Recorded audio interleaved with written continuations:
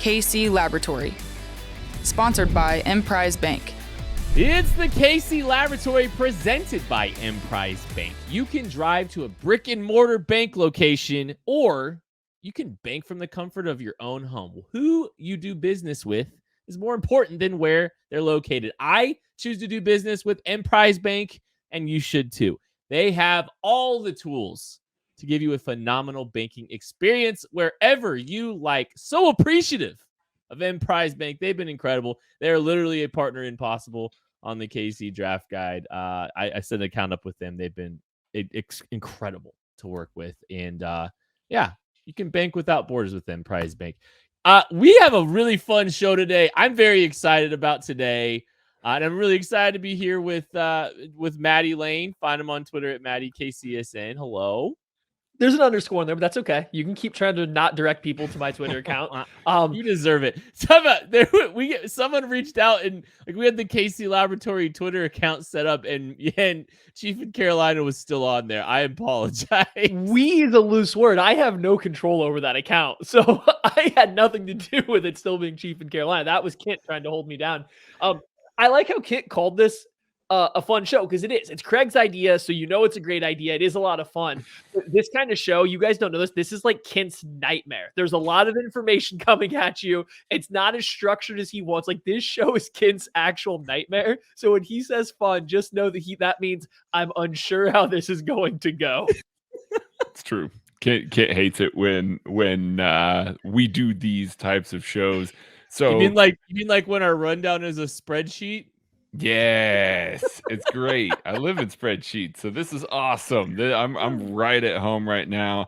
But Kent, how are you doing, my friend? We never ask you how you're doing. How are you doing? There's a reason. This feels good. This feels good to be asked. I feel good. We're a week into the launching of the KCSN Draft Guide. We are full-fledged into that whole process, and we're grinding away on the book. So I'm doing good. I feel really good about where we're at. I feel better I feel better now that I'm talking to you guys. And that is no cap. Although I do hate this spreadsheet rundown.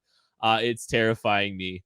Because it's it's out of the norm. Because it's we're great actually idea doing a rundown. We haven't done a rundown in a long time. That's true. I forgot what a rundown is. That's true. We really haven't had to do one since the game preview stuff. That's the last time we've been really structured. But we're going to be fine. This is going to be fine. Craig, I do want you to go ahead and explain your idea, though, because this is a fun one.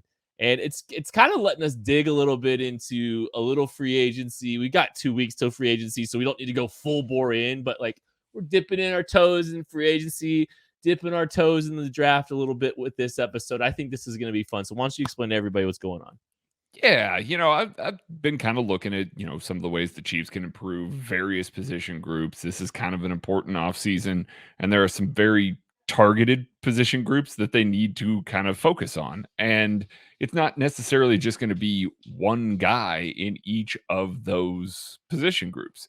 So a lot of times when you look at these free agent primers, draft primers, whatever the case may be, they have an expensive, a mid-tier, and a discount for each position. And it's oh, you can get this guy, or you can wait and get this guy, or you can wait even later and get this guy and try and get this sort of impact. There are 3 position groups that I think the Chiefs need all 3 of those. They would need to spend, they need to catch a mid-tier guy that could be an impact starter, and catch a guy in the depth.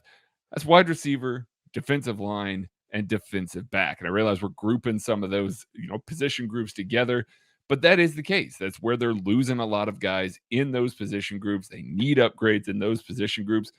So I thought that the 3 of us would kind of go position by position, break it down either with an expensive guy, a mid-tier guy, and a discount guy in the draft or free agency to try and fill these position groups out. And none of us can choose ones that the other one has. So you're going to get a look at who we think should be targets for the Chiefs, where it fits, and kind of how to build out some of these rooms in both free agency and the draft. I just think it'd be kind of fun because, we're in this sweet spot before the draft stuff, before the combine, before free agency, to kind of take a look at some of this stuff and try and target those things knowing full well that none of us are going to be right. So None of it's these good are going to off-season happen, of course. activity. I'm Yeah, gonna be right. None of them are going to happen, of course, because this is how this works. Before we jump into that, this podcast is sponsored by BetterHelp. Is there something interfering with your happiness or is preventing you from achieving your goals? You or someone you love falling into depression or struggling with anxiety can keep you from what you care about. BetterHelp will assess your needs and match you with your own licensed professional therapist. You'll be matched with a therapist in under 48 hours. It's not a crisis line. It's not self-help. It is professional therapy done securely online. There's a broad range of expertise available, which may not be locally available in many areas. This service is available for clients worldwide. You can log into your account anytime and send a message to your therapist. You'll get timely and thoughtful responses. Plus, you can schedule weekly video or phone sessions, so you won't ever have to sit in an uncomfortable waiting room as with traditional therapy.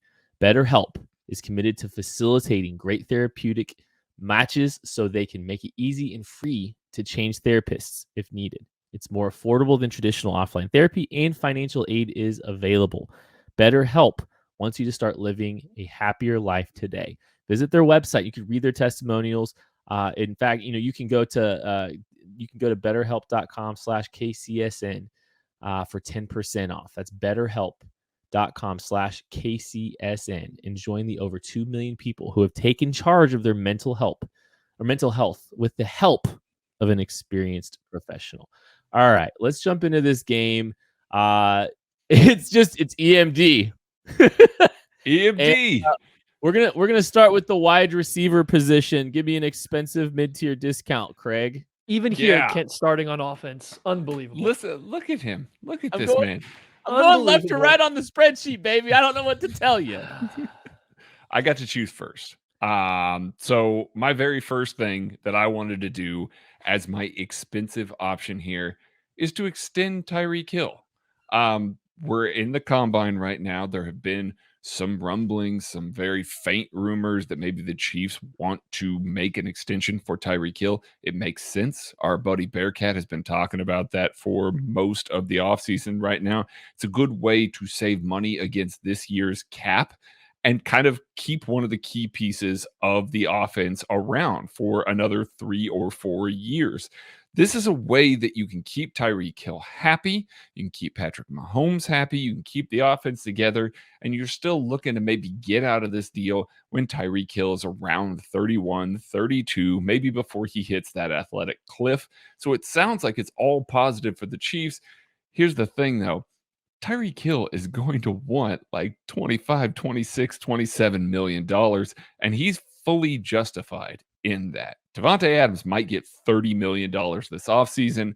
DeAndre Hopkins is getting $27 million already. Tyreek Hill has been right there with those guys, maybe outside of this last year. And the Chiefs didn't have a consistent wide receiver 2 presence. So you got to see defenses focus on him more, and his effectivity was slightly limited. He and his agent can definitely make a case that he's still a top 5 wide receiver. If he's a top 5 wide receiver getting extended, it's going to be expensive. So that's where I'm looking to spend the most of my money. I'm also going to keep playing in free agency. I'm going to sign Juju Smith-Schuster to a 1-year deal, roughly about what he got offered by the Chiefs last year. It just makes sense. He got hurt. He had to play an ineffective Pittsburgh Steelers offense. He really didn't get to show out very much. Probably doesn't want to sign a long-term deal coming off of that sort of performance. So it makes sense that he wants a 1-year deal. He makes so much sense as a short to intermediate receiver that complements Tyreek Hill really well. I think it just makes all the sense in the world. There's been all sorts of rumors connecting these two. He would be a great wide receiver too. He would get open regularly underneath, and he would force defenses to respect him a lot more than the Chiefs wide receivers too have lately. And then my discount guy, Samori Toure, out of Nebraska, also kind of Montana. He played in Montana for a little bit there. We got to see Toure at the Shrine game, and one of the things that really was nice about him was his ability to separate vertically. And that's pretty cool for a guy that's 6'3", 190. He's a lanky guy. He'll go up and get the ball, made some circus catches. He has a lot of vertical ability despite that height. So he's more of a project guy, more of a project X, but more of a contested catch guy. It's a thing that I think the Chiefs need on the roster a little bit more than they already have. But with me spending the assets on Tyreek Hill and Juju Smith-Schuster, kind of not going with height, going with a big receiver, I needed to target one in day 3. And he's a guy that just, I think you can catch and try and develop a little bit more. Really like what we saw out of him at the Shrine game. So I just want to stop and we're gonna look at what Craig did here. I think it was pretty tricky of him to work Tyreek Hill in there as his expensive move. Like his expensive move was, hey, I'm going to keep a guy that's already on the roster. Listen, it's expensive though. Yeah, I'm not saying really it's wrong. wrong. That answer, didn't he? I'm not saying it's wrong. I'm just saying that I like how you slid that in there. I think for receiver especially, I think Juju Smith-Schuster is kind of like a cheat code win, because you're getting a 25-year-old wide receiver that has played in one of the worst offenses the last 2 years. Like when that offense was last time it was respectable, he put up 1,400 yards. He was a phenomenal player that was filling in the exact role the Chiefs need. So just the ability for that guy to be available and then to carry that price, tag around $8 million. I mean, maybe he creeps up another, towards 9 or 10 as the cap's gone up. Like he can't be that expensive. So I think that's just the sneakiest, like big win. Like no matter what you do from there, that is such a win for this. You have any takes on his wide receiver things there, Kent? I really like the Samori Toure idea. I mean, I think what we saw to him at the Shrine Bowl is very, very intriguing. And a bigger body guy, bigger frame guy. I don't know if he's bigger frame. Yeah. But like I think that's an interesting skill set to add, and a guy you can kind of trust on those rail shots down the sideline, some fade routes, some double moves even. He ran a couple double moves in the Shrine Bowl too, so I really like those. All right, Maddie, I want to hear what you had at the receiver spot. Okay, so when I did this, I was under the impression that like our wide receiver picks are like this is an entire free agency. So my wide receiver picks are tied to my D-line picks and my defensive back picks. I'm not trying to spend I did 20 that too. plus. Yeah, I'm not trying to spend $20+ million across the board on every spot with the highest guy. So my expensive guy, the guy that I'm allotting the highest draft capital to, happens to be a wide receiver. We're going to go for Gorgeous George Pickens. That is what I'm nicknaming him right now. I don't know if he'll be there with the Chiefs pick. So you can sub in Drake London. You can sub. I doubt Treylon Burks will be like one of those 3 guys. I think there's a chance will be there. So we're putting them in as the expensive guy. We're getting that big X receiver. We're getting them out of the draft. We're putting a new kind of receiver that's going to be cost controlled, under contract for multiple years. I'm trying to aim for Pickens because I think that he is pretty pro ready. I think he can step out there right now. Like compared to somebody like Treylon Burks, I think we'll need some time to fit into this role. George Pickens can walk in and be an X-type wide receiver in the NFL as long as he's healthy. So we start off with him.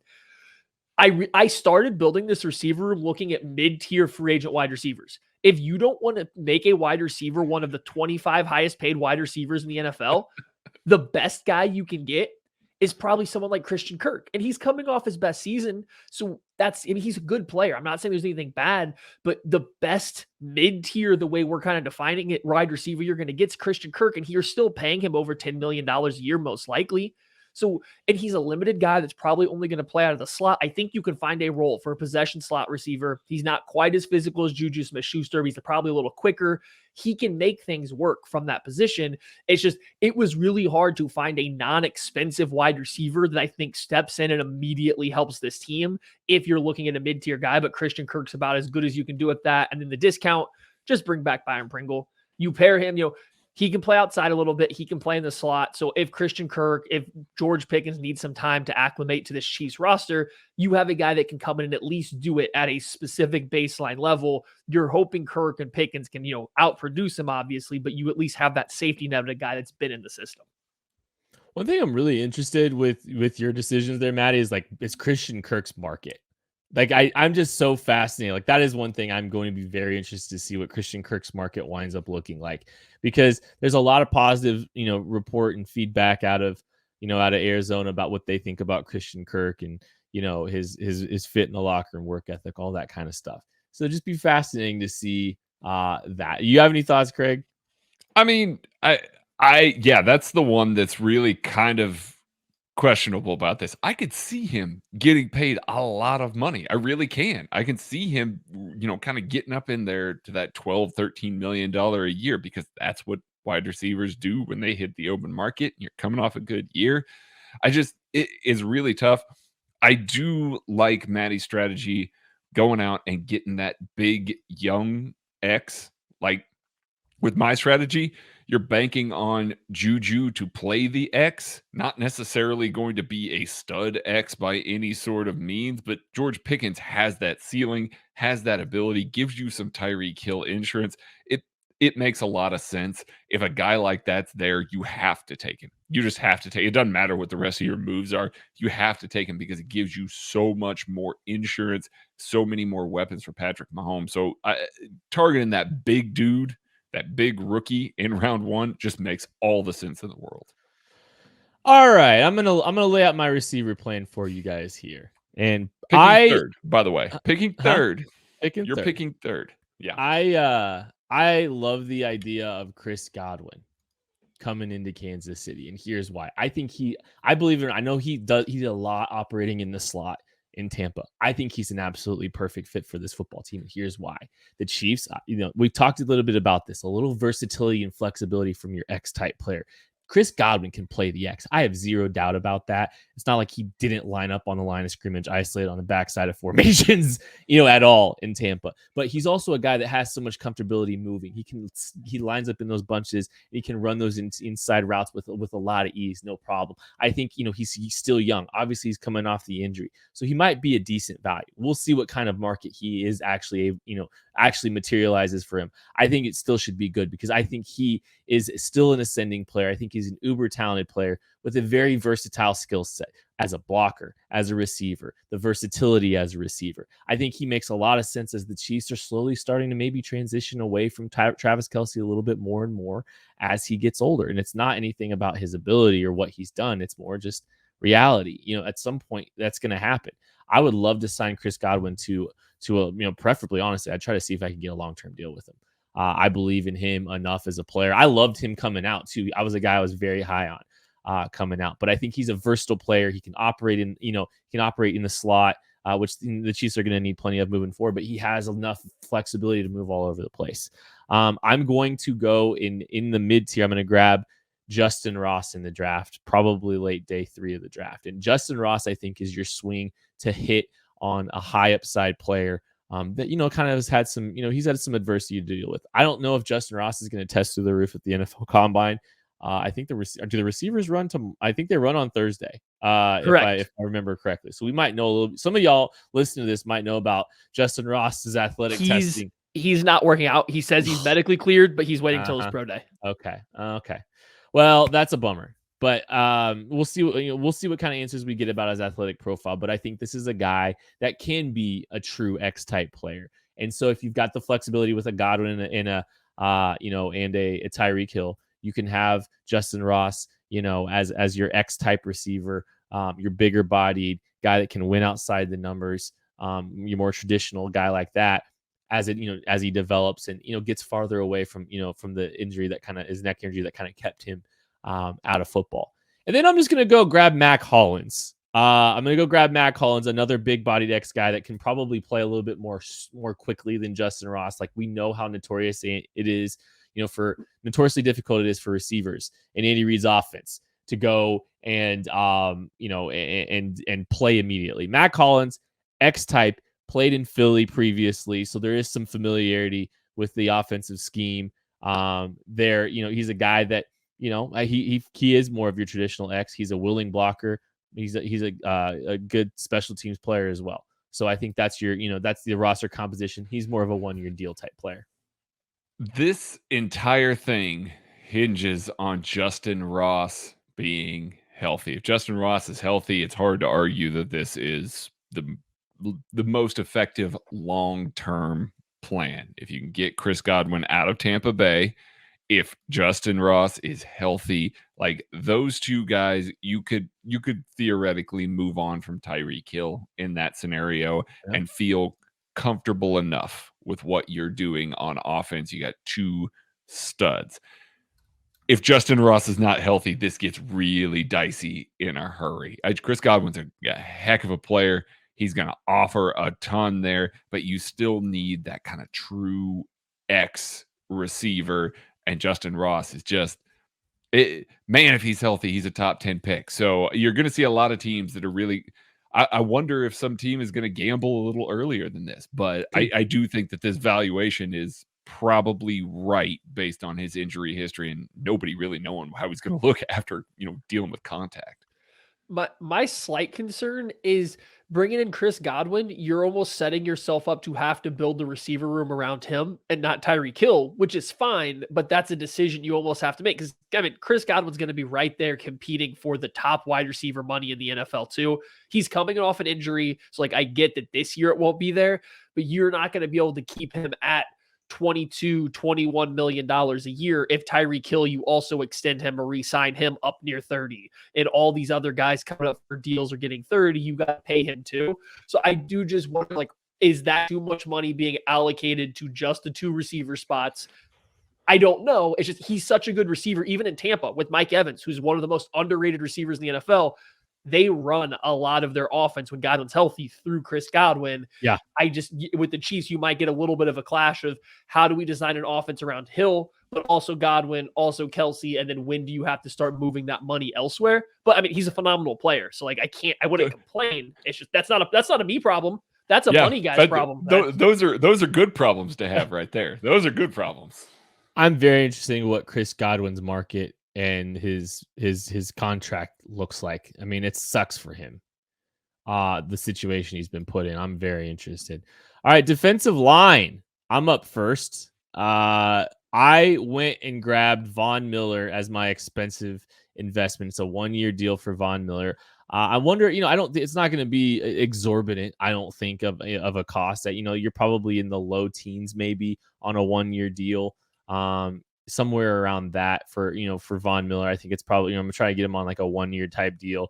But then I'm going to turn around. My mid tier is going to be Josh Pascal out of Kentucky. And he's an interesting guy because he's this long, dense, powerful edge player, but he's also got enough flexibility to kick inside in sub rush situations. So he's got a little versatility to move up and down the line. But I think he's a guy with some juice, some energy, some power.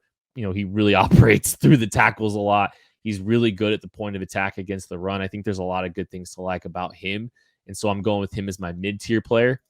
And then the discount on the defensive line. I am going to go grab Noah Ellis out of Idaho. And this dude, if he was on this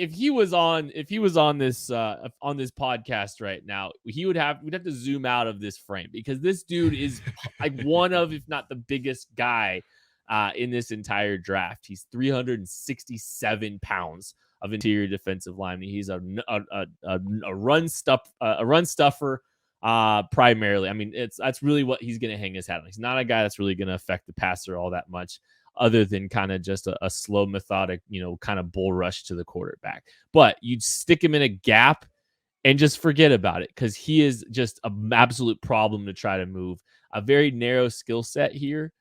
But I think, just an absolute monster of a human that you can kind of stick along the interior Steve Spagnuolo's defense. All right. Because Kent took Von Miller off the table, I didn't get to choose Von Miller. So I'm going with Chandler Jones, a guy who's reportedly on his way out in Arizona. It doesn't look like they're going to re-sign him. And I know people are going to kind of look at that and go, that's a 32-year-old edge rusher. I get it. I'm still signing this man to a 2-year deal because since 2015, he has had one season where he did not have double-digit sacks and did not have over 20 quarterback hits. This man lives in the backfield. It doesn't matter the scheme that he's played in. He's just been ridiculously effective. I think he's a leader. He's a guy that can lead a defense, can come into the room and really give, some young players some help develop guys, and offer a stable presence on there, and also have the impact that you would expect. He's probably going to be roughly $15 million a year. That's not like top end defensive end money by any means, but you just extended Tyreek Hill in my scenario. You freed up some room. use that room to sign Chandler Jones for a couple of years and help stabilize and give yourself a guy that's been around, knows what he's doing, and can be an impact player while still leading the room. And then my mid-tier guy is probably happening in July, maybe in training camp. Melvin Ingram's rejoining this team. That's a no-brainer. You just bring that man in. There's your 2 starting defensive ends, guys that Steve Spagnuolo is going to love. They're going to work really hard. They're going to be good run defenders. They're going to get after the passer really well, and they're going to bring good intensity to the room. That gives you 3 legitimate guys on the defensive line that teams have to account for. Chandler Jones, Melvin Ingram, and Chris Jones. You can get a little creative with those guys. You can do a little bit more because both of those guys have played outside linebacker, can drop into coverage. It helps with Steve Spagnuolo's blitz scheme. So I love addressing both of those needs in free agency, both the expensive and the mid-tier there. And then I'm going to turn around and get a guy that I bet he sticks, a day 3 guy, Thomas Booker out of Stanford, a really long guy, was a former defensive end, now weighs up over 310. We got to see him at the Shrine game as well. And a guy that just is a ridiculously smart, long interior defensive lineman, still learning the ropes, but showed high IQ on the interior. A guy that Steve Spagnuolo would absolutely love as a penetrating defensive lineman. Thomas Booker is one of my favorite interviews that we had at the East West Shrine Bowl, one of the most engaging guys, and I bet he sticks in the NFL. I am Team Sticks. I love my Sticks golf clubs. They've changed my game. They've been perfect for someone like me who's kind of new to the golfing journey, and I wanted something better to suit my golf game than what I had, kind of an Amazon set of clubs. So if you are looking for your next set of golf clubs, go to sticks.golf. Use promo code KCSN10. You will get 10% off your order of a wonderful set of Sticks clubs. I have the complete set. It's been outstanding, and I promise you won't regret it. You'll be amazed at the performance. All right, any thoughts on Craig's defensive line group, Maddie? Well, I'm lumping you guys together because here's something that you guys did that I didn't do. I didn't give any thoughts on Kent, so that tells you what I think about his. I went a different way than you guys. I Kent kind of did, but both you guys went out and spent a little bit of money to bring in like 1-year deals in the defensive line room. Like you guys aren't building a defensive line room. Kent's like one young guy, but then day 3 picks, yes, but Kent's one young guy is another thick dude that's like what the Chiefs already have. So I tried to rebuild this defensive line unit. I'm getting some guys that are going to be around here for a while.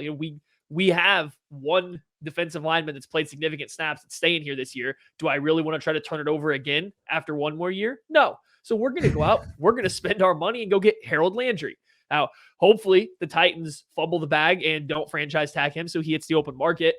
And I think his market's going to be interesting because I don't think he's worth right now that north of $20 million price tag. But with the way the market value is, with what teams being hungry for pass rushers, is he going to be that random guy that kind of catches the stray max contract just because of what he might be as he keeps developing? Or is he going to get paid roughly in line with what his production has been? And if that's the case and you're catching him for $16, $17 million a year, I think it's a no-brainer that he's a guy who's not a number 1 pass rusher, or he's not a dominant pass rusher, but he's great as part of a rotation. He has to only be a number 2 to Chris Jones if he starts, making plays in the playoffs once in a while. It's like, that's what you can pay him for, that much money. So then we're going to come back mid-tier. We're coming back on day 2. We're getting another young edge rusher. We're going to keep getting guys in here on the edge.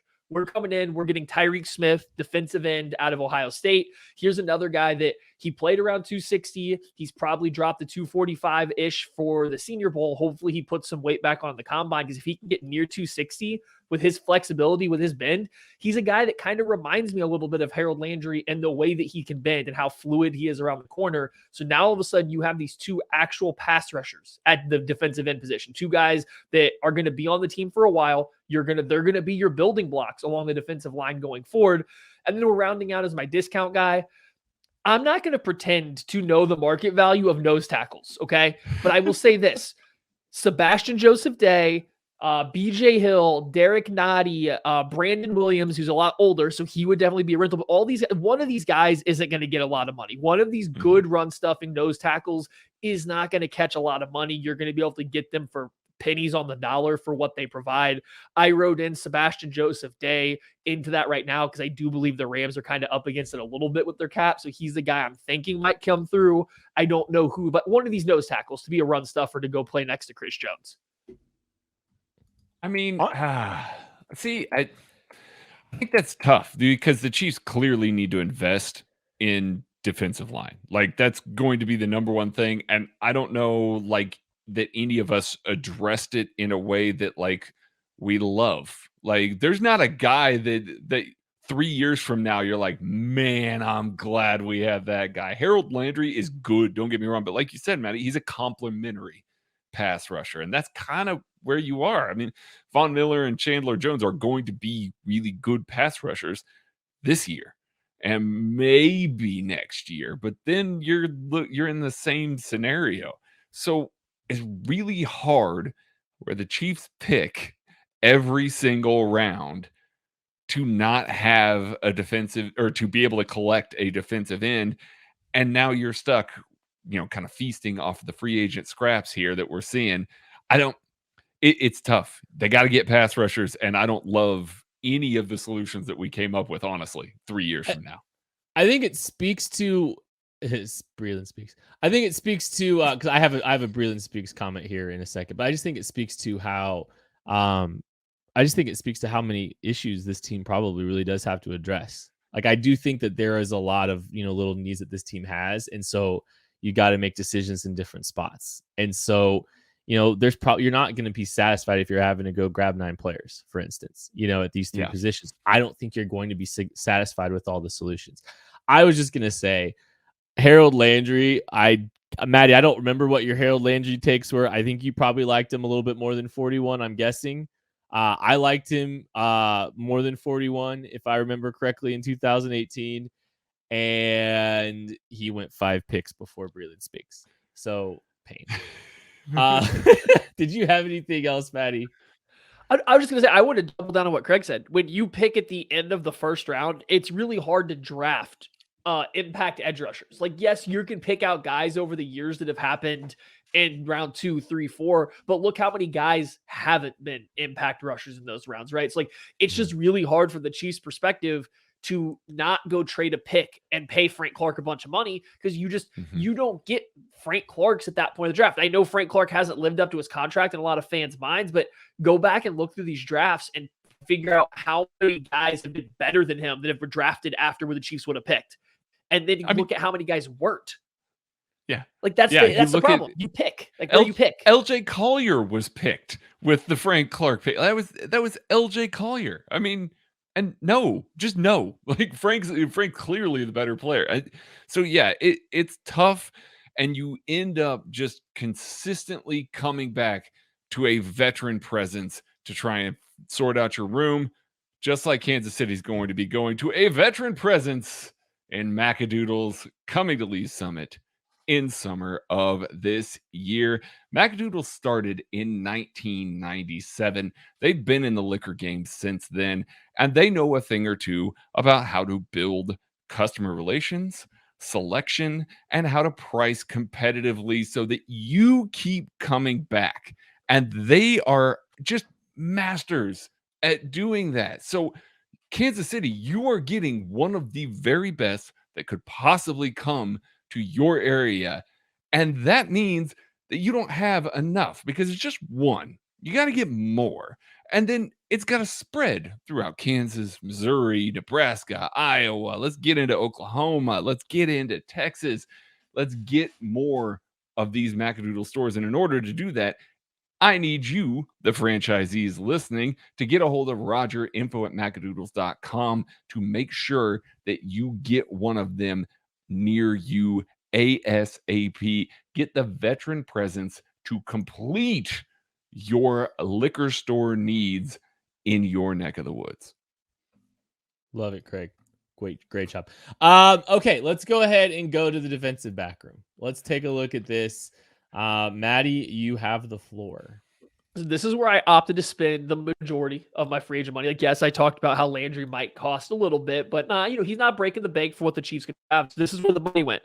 We're starting off with Carlton Davis, cornerback from Tampa. There's another cornerback that may or may not come up later that I would take over Carlton Davis, but I think he'll cost more. I actually think that if he hits free agency, the other guy might have a little more of a bidding war. Carlton Davis is like Charvarius Ward, but souped up in every possible way. Similar play style, similar skills and traits, but he's just, a little bit better at all the same stuff. And I think you really do see that on the field. He is a guy that is an actual number one corner. I'm not going to say he's a shutdown corner. He's not elite, but he's like 1.5 step below that. And he's still pretty young. So bring him in, pay him a lot of money. I still think you could probably slide him in, a tier down from the very tip top corners. So maybe you get a little bit of a discount on the play. Jumping over to safety, this is where I got a little stuck because safety market value, everybody remembers Trey Boston has flirted around like a $4 million a year deal, no matter how good he may or not be for like 8 years now. It's another spot. It's kind of hard. It's really scheme dependent, but heck with it.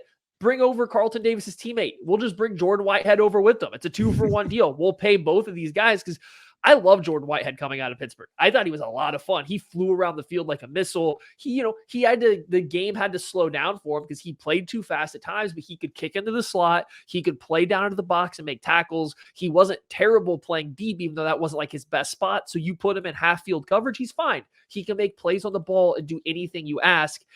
I think that's a perfect replacement for Tyrann Mathieu. The way the Chiefs have used him, you can see him visually fitting into all those roles. He won't be as good, but you can see him doing all of those same things, plus being a more physical player. Let's not kid ourselves here. And then finally, we're wrapping it up. On early day three, we're taking another big, long, physical corner, Joshua Williams out of Fayetteville State. Here's a guy, if you're going to go ahead and put Carlton Davis out there, who's a great press corner, give me a raw pressed corner project to work with. Okay, Joshua Williams, come in and go study Carlton Davis. Do everything that he does because you guys have similar length, similar, top end speed. You may not be the most fluid guys, but you can do the same stuff. So go teach, go learn everything you can from him. And maybe you get these 2 twin towers on the outside of cornerback going forward.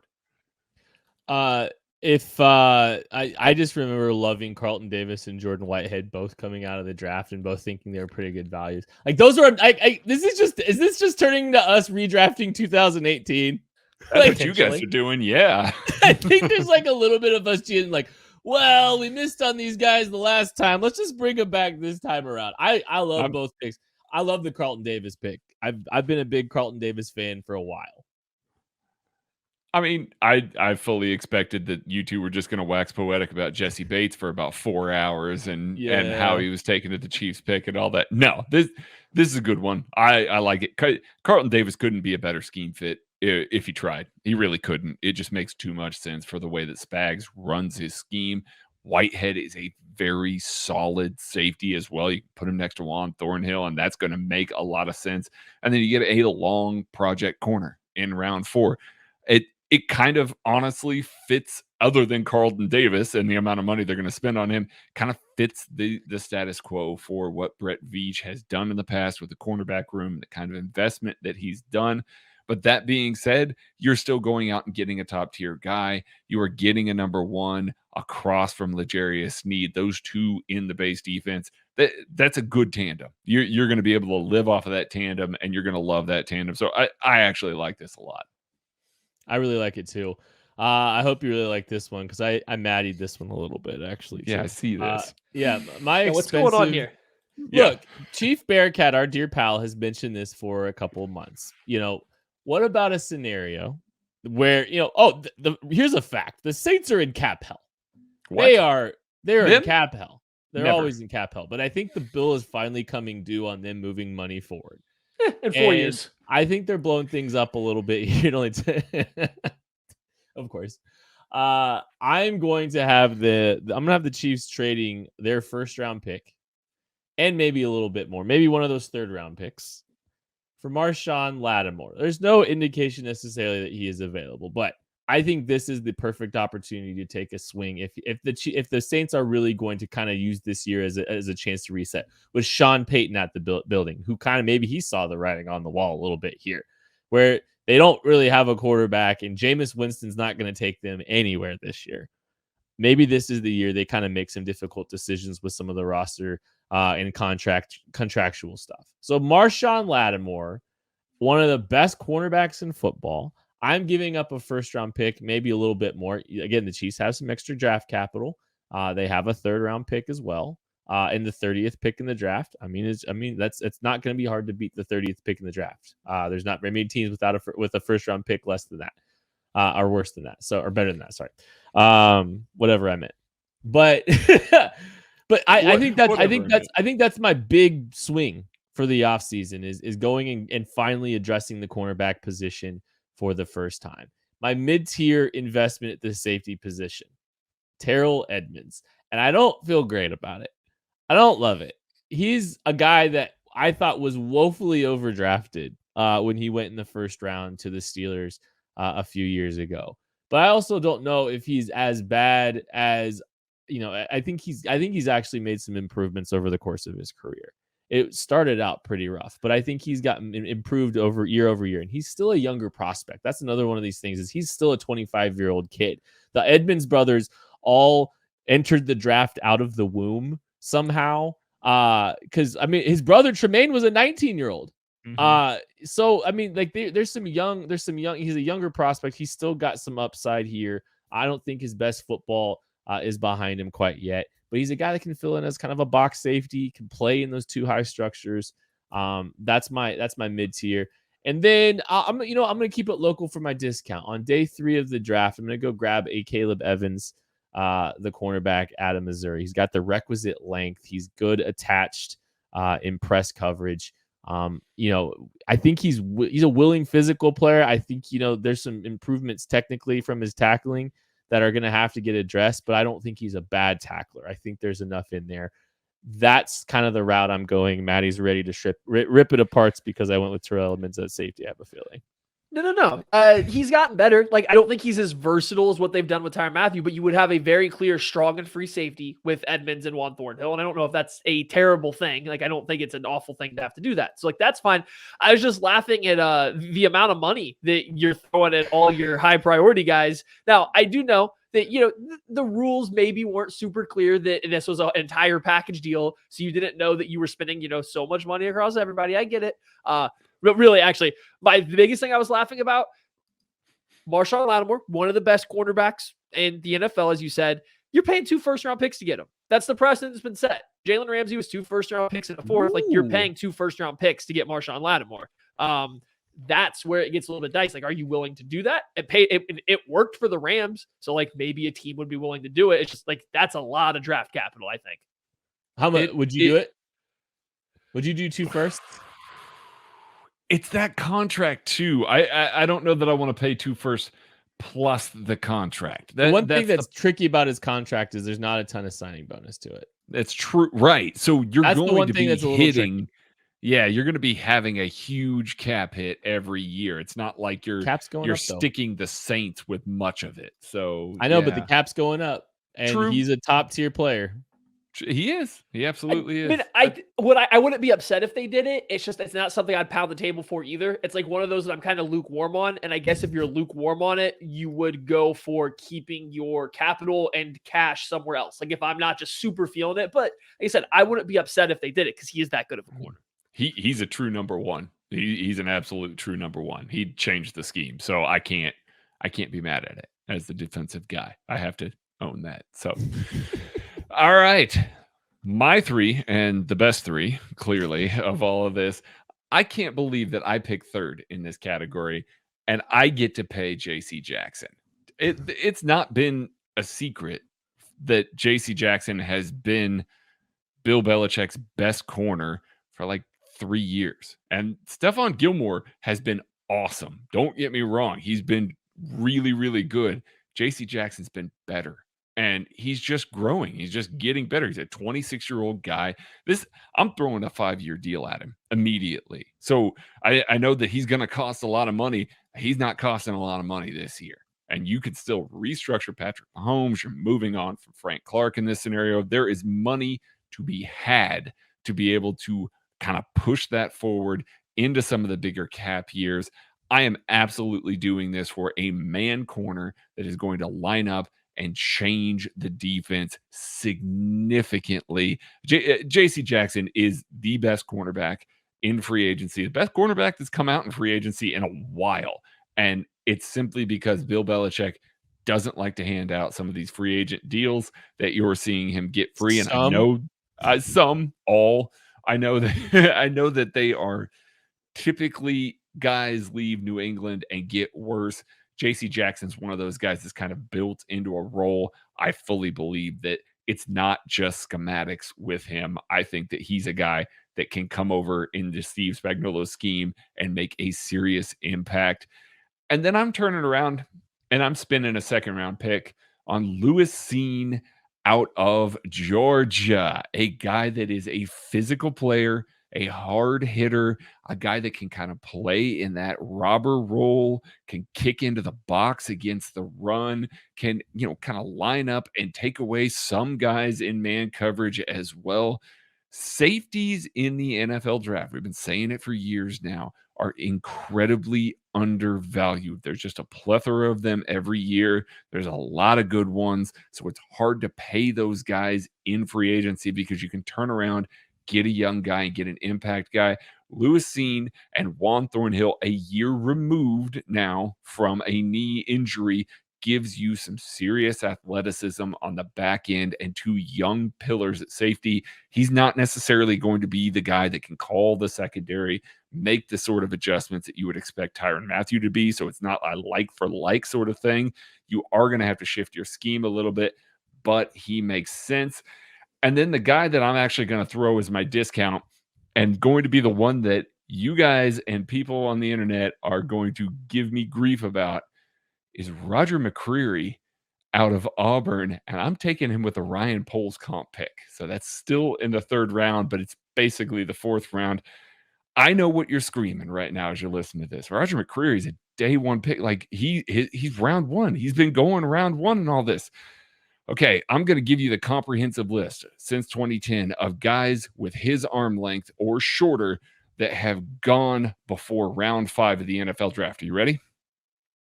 That was all of them.